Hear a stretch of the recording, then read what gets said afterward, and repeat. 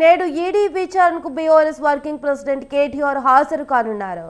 ఉదయం 10:30 గంటలకు ఈడీ కార్యాలయానికి వెళ్లనున్నట్లు కేటీఆర్ తెలిపారు. ఫార్ములా ఈ కార్ రేస్ కోసం విదేశీ సంస్థకు నిధుల చెల్లింపుల్లో ఫెమా ఉల్లంఘనలు జరిగాయనే కోణంలో ఈడీ దర్యాప్తు జరుపుతుంది. ఆర్బీఐ అనుమతి లేకుండా విదేశీ సంస్థకు రూపాయల్లో కాకుండా బ్రిటన్ పౌండ్స్ రూపంలో నిధులు చెల్లించడంపై ఈడీ అధికారులు దృష్టి పెట్టారు. ఈ కేసులో ఇప్పటికే ప్రభుత్వ ప్రత్యేక ప్రధాన కార్యదర్శి అరవింద్ కుమార్ను కూడా మాజీ చీఫ్ ఇంజనీర్ బిఎల్ఎన్ రెడ్డిలను ప్రశ్నించారు. ఈడీ అధికారుల ముందు ఎలాంటి వాదన వినిపించాలన్నది కేటీఆర్ తన న్యాయవాదులతో చర్చించినట్లు సమాచారం.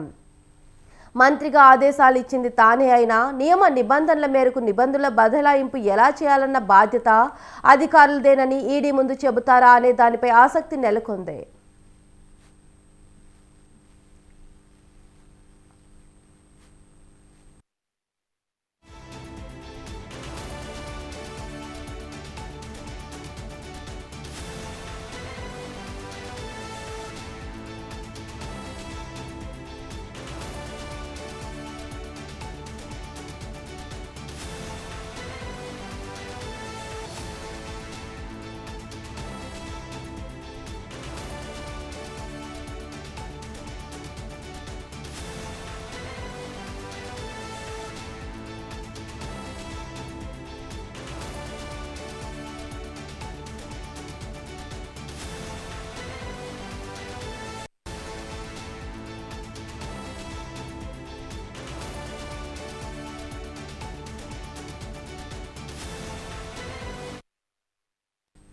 ఇదే విషయంపై మరింత సమాచారం విశాల్ ఫోన్లో అందిస్తారు. చెప్పండి విశాల్. తెలంగాణలో సంచలనం రేపిన ఫార్మా ఈ కేసు వ్యవహారంలో ఈ రోజు మరో కీలకమైన పరిణామం చోటు చేసుకుని మాజీ మంత్రి కేటీఆర్ ఫార్మా ఈ కేసులో ఈవన్ గా ఉన్నారు. ఈ రోజు ఈడీ ముందుకు 10:30 కేటీఆర్ తన నివాసం నుంచి బయలుదేరి ఈడీ ఆఫీస్ కు హాజరవుతారు. ఇప్పటికే ఈడీ విచారణకు మాజీ హెచ్ఎండిఏ మాజీ చీఫ్ బిఎల్ఎన్ రెడ్డి, అదేవిధంగా అప్పటి మాజీ పురపాలక ముఖ్య కార్యదర్శి అయిన ఐఏఎస్ అరవింద్ కుమార్ ఇప్పటికే ఇద్దరు కూడా A2 ఎంట్రీగా ఉన్న ఇద్దరు కూడా ఈడీ విచారణకు హాజరయ్యారు. ముఖ్యంగా ఇప్పటికే ఈ ఫార్ములా ఈ కేసుకు సంబంధించి ఏసీబీ విచారణకు కేటీఆర్ హాజరయ్యారు. ఆ రోజు దాదాపు కొన్ని గంటల పాటు 5-6 గంటల పైగా కేటీఆర్ ను ఏసీబీ విచారించింది.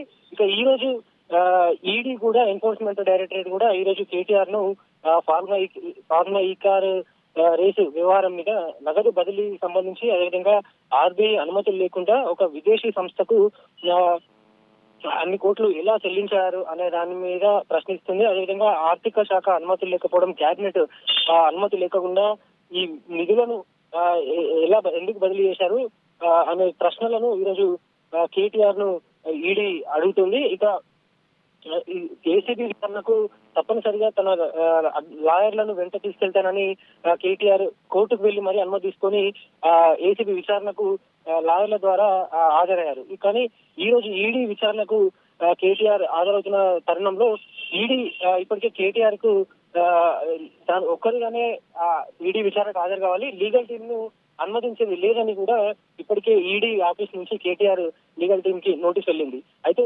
కేటీఆర్ నుంచి ఇంకా ఒక రెస్పాన్స్ అనేది రాదంటే కేవలం తాను ఒక్కడే హాజరవుతాడా లేదా లీగల్ టీమ్ తోటి హాజరవుతాడా లేదా అనేది కూడా మనకి మరి కాసేపట్లో తెలుస్తుంది. ఇంకా ఒకవేళ కేటీఆర్ లాయర్లను అనుమతిస్తేనే తాను విచారణకు హాజరవుతానంటే ఏం చేయాలనే దాని మీద కూడా ఈడీ ఆలోచిస్తుంది. కావ్య, మొత్తానికి ఫార్ములా ఈ కేసుకు సంబంధించి 55 కోట్లు విదేశీ సంస్థ ఎఫ్ఈఓకు బదిలీ చేయబడ్డాయి. ఈ 55 కోట్లకు సంబంధించి మొత్తం ఈ కేసు వ్యవహారం అంతా కూడా నడుస్తుంది.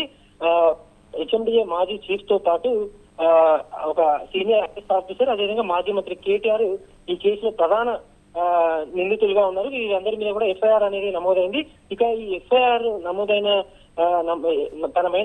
ఎఫ్ఐఆర్ ను కొట్టేయాలని సుప్రీంకోర్టు కూడా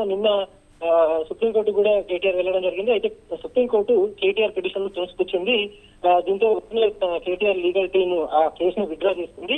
ఇంకా ఈడీ విచారణ ఎన్ని గంటల పాటు చేస్తుంది, అదేవిధంగా విచారణలో ఏ అంశాలను ఇంకా ఈడీ కేటీఆర్ ముందుంచబోతుంది అనే విషయాలు సర్వత్రా ఆసక్తిగా ఉన్నాయి. Kavya. Right, thank you Vishal.